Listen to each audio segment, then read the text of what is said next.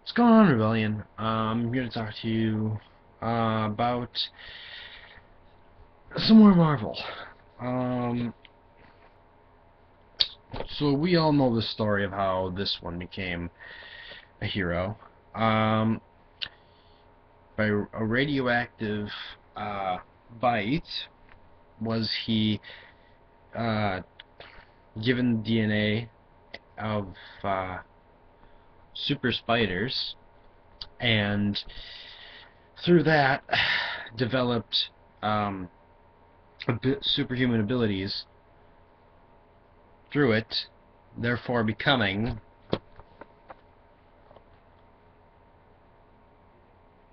Spider-Man. Now, to be completely honest, I mean, though the movies don't necessarily follow the storyline the way it should have, I still say they did a really good job with it. Um, Although it might not necessarily have done that well in the box office, but that's not what I'm here to talk about. This movie, I mean, a couple of years ago I saw like the science behind this, and they're saying it would be possible if the DNA was in every cell in his body, not just a couple. If it was in all his DNA, not just a little bit.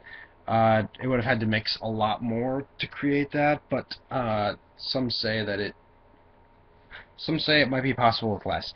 Um, they're saying this really could happen. The science is possible, and the idea behind it isn't necessarily the way it was in the movie.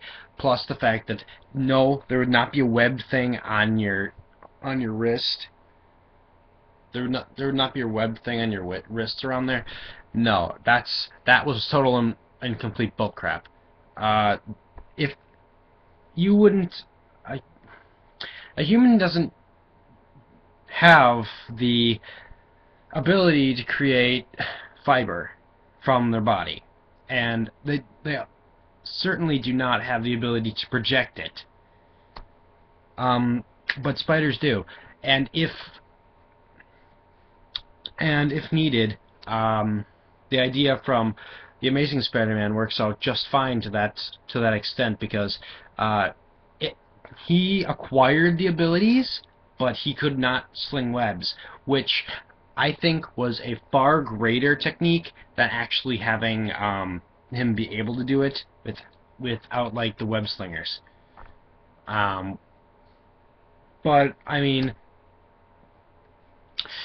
the way they did this was great, but there were a bunch of flaws, a bunch. Like for example, when he had something thrown at his wrists, and he continued to sling. Yeah, that wouldn't have flown if it was the Amazing Spider-Man. If someone had thrown something at his wrists, uh, he wouldn't have been able to fight back ever. So that's still something on that. And I believe the idea behind Doc Ock is great for number 2, because he an actual intelligence that has the ability to think.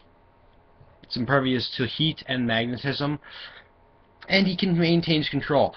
However, that same statement is not true in number 2 at the after he is zapped by his own machine, and the inhibitor chip at the back of his neck is fried, therefore making him unable to control it himself, which I think is actually quite accurate to what could happen if that happens.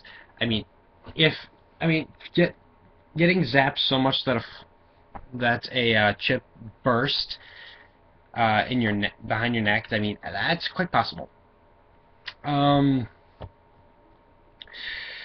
Leading off, the symbiote from number 3, well, symbiote, I'm sorry, the symbiote from number 3, that is, I don't think that could happen, because, well, let's face it, nothing like that has ever shown up, ever.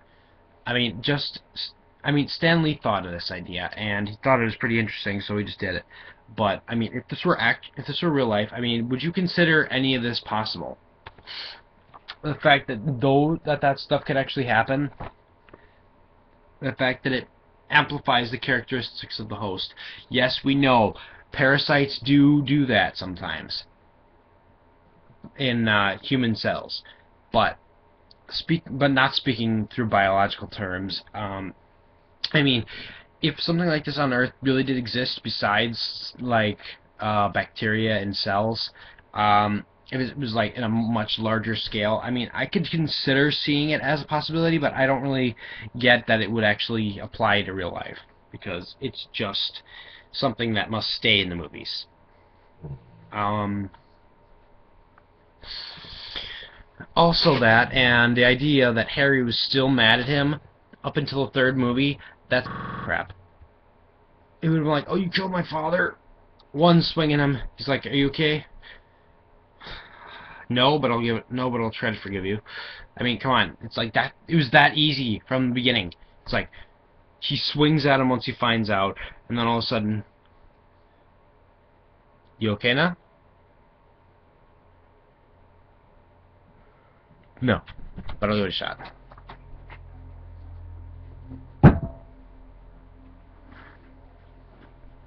As I said, it was that easy from the beginning. What?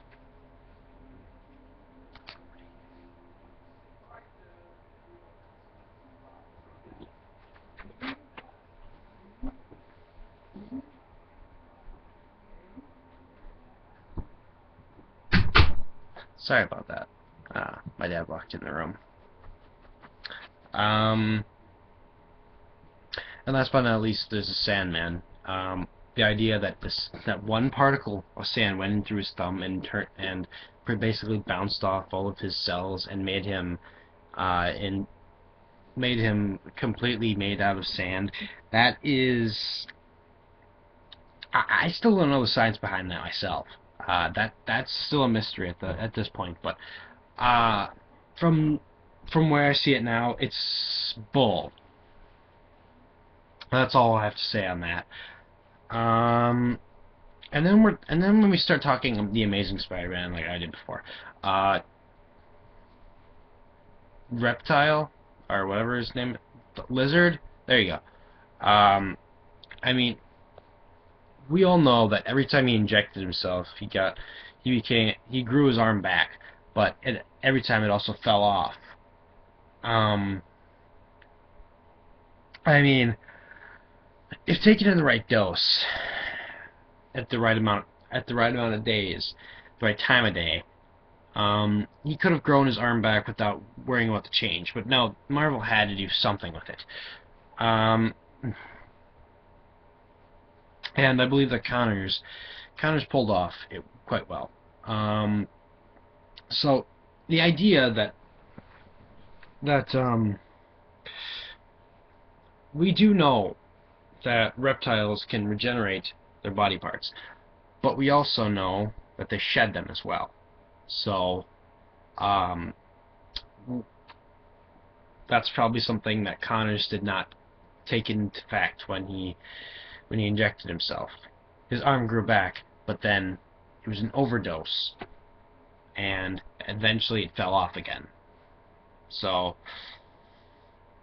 that. And at the end, when he saved Peter, he still had the hand, but he used it to save Peter, not not use his actual hand. He used the one that he grew back. I honestly thought that he should have.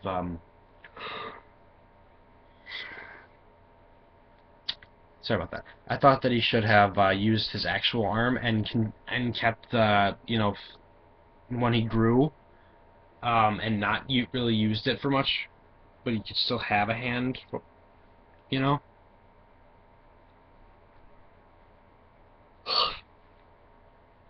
Sorry about that, guys. I'm just a little tired today. Um, yeah, I mean, I honestly thought that was stupid that he lost it at the end. after going through all of that stuff just to do it, just to get his arm back.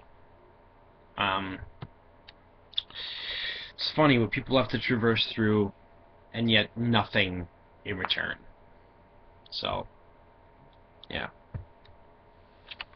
That's about all I have time for today. So, if you want to see more, catch me for the next installment, and until next time, this has been Baloney Man. Catch you later.